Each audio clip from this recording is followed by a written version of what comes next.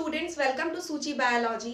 आज हम लोग बात करेंगे कि कैसे पीरियड्स के कौन कौन से सिम्टम्स होते हैं, कौन कौन सी डिजीज होती है और किसमें बहुत ज़्यादा दर्द होता है और किसमें कम दर्द होता है। तो आज हम लोग इस चीज़ पे बात करेंगे। पीरियड एक बहुत ही बड़ी समस्या है औरतों के लिए, और ये जो समस्या है ये तब तक होती है जब तक एक महिला जो है वो किसी बच्चे को जन्म नहीं दे देती है। ज़्यादातर ये जो तेज़ दर्द होता है वो लड़कियों में होता है। जो गर्ल्स होती है उनमें ये ज़्यादातर प्रॉब्लम होती है कि ज़्यादा तेज़ दर्द होना या फिर कमर का दर्द होना या फिर मूड स्विंग्स हो जाना या वॉमिटिंग होना या डायरिया का प्रॉब्लम हो जाना। ये ज़्यादातर जो है वो लड़कियों में होता है। औरतों में क्या होता है कि जब वो किसी बच्चे को जन्म दे देती है तो उनमें ये समस्या धीरे धीरे कम होते जाता है, और गर्ल्स में ये समस्या ज़्यादा होता है दर्द का। जो पीरियड्स होता है वो 3 टाइप्स के होते हैं। कौन कौन से? डिस्मेनोरिया। पीरियड्स जो है वो 3 टाइप के होते हैं। फर्स्ट जो होता है वो कौन सा होता है? तो डिस्मेनोरिया होता है। सेकंड जो होता है वो एमेनोरिया होता है, और थर्ड जो होता है वो मेनोरेजिया होता है। तो डिस्मेनोरिया में क्या होता है कि बहुत ही ज़्यादा तेज दर्द होता है।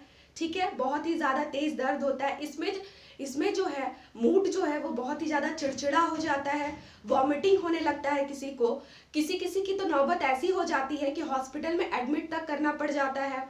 फिर उन्हें पानी भी चढ़ाना पड़ता है। बहुत ऐसी होती हैं जो मेडिसिन्स, कुछ ऐसे पिल्स होते हैं जिसका यूज़ करती हैं, या फिर उन्हें चक्कर बार बार आ जाता है। फिर उनका जो फेस है वो पीला पड़ जाता है। ठीक है, उनका जो होठ है वो नीला पड़ जाता है। तो ऐसा जो सिम्टम्स होता है उसे हम लोग कौन सी डिजीज में रखते हैं? तो उसे हम लोग डिस्मेनोरिया में रखते हैं। उसे हम लोग क्या कहेंगे कि उसे कौन सी प्रॉब्लम है? तो उसे जो है वो डिस्मेनोरिया का प्रॉब्लम है। अब क्या है कि एमेनोरिया में क्या होता है कि जो पीरियड होता है वो 2 to 3 मंथ्स के लिए मिस हो जाता है। चाहे वो 2 to 3 मंथ्स भी हो सकता है या 1 मंथ भी हो सकता है, या किसी का तो बहुत ही ज़्यादा डिले हो जाता है। तो उसे हम लोग जो है वो एमेनोरिया कहेंगे। ठीक है, अब है मेनोरोजिया में क्या होता है कि हैवी ब्लीडिंग होती है। किसी को तो बहुत ही ज़्यादा ब्लीडिंग होती है, और वो ब्लीडिंग जो है वो कंटिन्यू बहुत ज़्यादा दिनों तक रह जाता है। या फिर वो अगर कहीं ट्रैवल करती है, कहीं जाती है, तो उन्हें जो है एक्स्ट्रा पैड लेके चलना पड़ता है। तो अगर किसी विमेंस को या गर्ल्स को हैवी ब्लीडिंग की प्रॉब्लम है तो उसे हम लोग क्या बोलेंगे कि उसे हम लोग मेनोरोजिया का प्रॉब्लम है। ठीक है, अगर किसी को बहुत ही ज़्यादा तेज दर्द है, वॉमिटिंग आ रहा है, ऐसी कोई प्रॉब्लम है, तो उसका हम लोग ख्याल कैसे रख सकते हैं? क्या ऐसी चीज़ें हैं जो हम लोग उन्हें दे तो उन्हें रिलैक्सेसिंग फील होगा, बहुत ज़्यादा आराम फील हो सकता है? तो फर्स्ट है कि हम उन्हें पैरासीटामोल दे सकते हैं। क्या दे सकते हैं? पैरासीटामोल दे सकते हैं। सेकेंड जो है वो हम उन्हें एंटी इन्फ्लामेटरी ड्रग दे सकते हैं। ठीक है, थर्ड जो है वो हैवी पैड दे सकते हैं। जहाँ पे दर्द हो रहा है या सूजन टाइप से आपको महसूस हो रहा है, वहाँ पे है आप हैवी पैड दे सकते हैं, कुछ गर्म सा पैड दे सकते हैं ताकि उससे उसको आराम फील हो। ठीक है, फोर्थ जो है वो कुछ ऐसे एक्सरसाइज आप बता सकते हैं जिससे उसको आराम फील हो। एक्सरसाइज का मतलब है कि बिल्कुल इजी सा एक्सरसाइज, बिल्कुल हल्का सा एक्सरसाइज जिससे उसे आराम फील हो, ना कि कोई हैवी सा एक्सरसाइज जिससे उसके पेट में और भी ज़्यादा दर्द हो या फिर उसके कमर में दर्द जो है वो और बढ़ जाए। तो ऐसा कोई एक्सरसाइज नहीं बताना है। एक्सरसाइज जो हो वो बिल्कुल हल्का हो, जिसे उसे करके बहुत ही ज़्यादा आराम फील होना चाहिए। फिफ्थ जो है वो रिलैक्सेशन टेक्निक।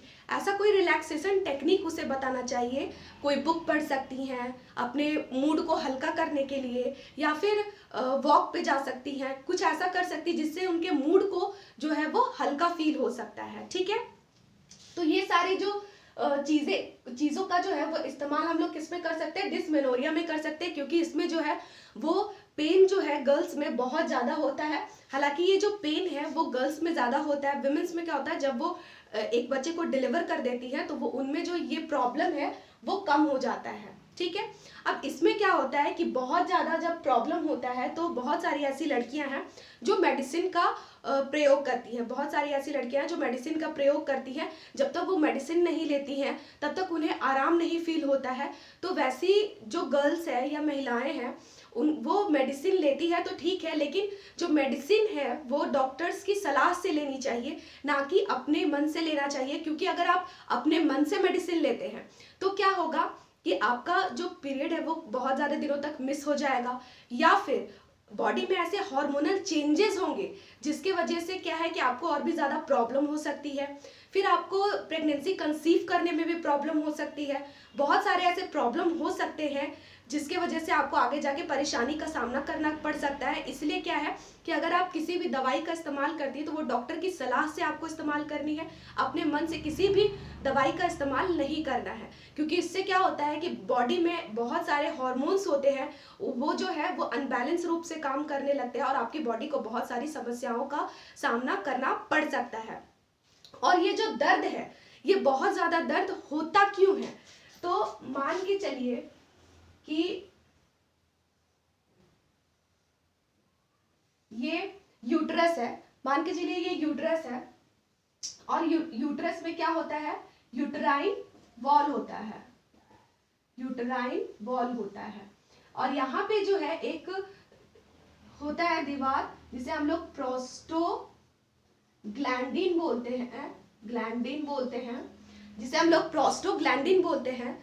तो जब किसी महिला को बहुत ही ज़्यादा दर्द होता है तो क्या होता है कि जो प्रोस्टोग्लैंडिन है वो ऐसे ऐसे काम करता है, बहुत ही ज़्यादा इसमें जो है वो कॉन्ट्रैक्शन होता है, यूट्रस में बहुत ही ज़्यादा कॉन्ट्रैक्शन होता है, जिसके वजह से जो है वो पेन बहुत ज़्यादा होता है। जिसके वजह से क्या है, पेन बहुत ज़्यादा होता है, दर्द बहुत ज़्यादा होता है, और वो जो दर्द है वो बर्दाश्त नहीं होता है। जब कोई महिला किसी बच्चे को जन्म देती है तो उसमें भी क्या होता है कि ये जो प्रोस्टोग्लैंडिन है, जो यूट्रस है, यूट्रस में जो यूट्राइन वॉल में जो प्रोस्टोग्लैंडिन होता है वो उसमें जो है वो कॉन्ट्रैक्शन बहुत ज़्यादा होता है। मान के चलिए कि ये आपका यूट्रस है और ये प्रोस्टोग्लैंडिन की झिल्ली है, और ये क्या है कि ऐसे ऐसे ऐसे ऐसे बार बार होता है, जिसकी वजह से पेन बहुत ज़्यादा होता है और ये फैलता है, इसमें कॉन्ट्रैक्शन बहुत ज़्यादा होता है, और जिससे फिर बच्चा जो है यानी कि ये जो मार्कर है वो बाहर निकल जाता है। तो वो किसके वजह से होता है? इसके वजह से होता है। ठीक है, तो हम लोगों ने क्या देखा कि डिस्मेनोरिया में क्या होता है, एमेनोरिया में क्या होता है, और मेनोरेजिया में क्या होता है। ठीक है, डिस्मेनोरिया में बहुत ही ज़्यादा दर्द होता है। एमेनोरिया में क्या होता है कि 2 to 3 मंथ्स के लिए पीरियड जो है वो मिस हो जाता है। मेसोनोरिया में क्या होता है? हैवी ब्लीडिंग होती है। ठीक है, अगर वीडियो ये आपको हेल्पफुल लगता है, पसंद आता है, तो प्लीज़ मेरे चैनल को लाइक, सब्सक्राइब एंड शेयर ज़रूर करिएगा, ताकि ऐसी वीडियो मैं आप लोगों के लिए बनाती रहूं जो कि आप लोगों के लिए बहुत ही ज़्यादा हेल्पफुल हो सकता है। तब तक के लिए थैंक यू।